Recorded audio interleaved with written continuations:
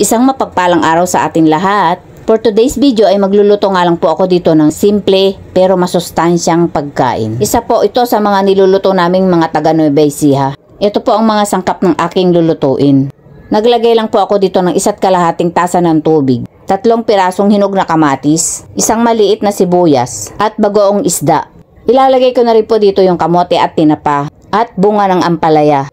Pakukuluan ko nga lang po ito hanggang sa lumambot na po yung gulay na inilagay ko. Habang hinihintay ko pong lumambot yung unang gulay na nilagay ko ay maghihimay po muna ako dito ng dahon ng ampalaya. Isa po ito sa masarap na luto sa amin sa Nueva Ecija. Pagkaraan po ng ilang minutong pagpapakulo ko ay i-check ko naman po kung malambot na po yung kamote. Kapag malambot na po ito ay dudurugin ko naman po at ihahalo ko po sa sabaw. Para manamis-namis din po yung sabaw. Namis ko po kasing mag-ulam ng ganito kaya nagluto po ako. Ang paglalagay po ng bagoong ay depende po sa gusto nyong alat. Ngayon naman po ilalagay ko na po yung dahon ng ampalaya. Dapat po half cook lang yung pagkakaluto nitong dahon ng ampalaya para hindi po pumait yung sabaw. Pakukuluan ko pa po ito ng mga 2 minuto.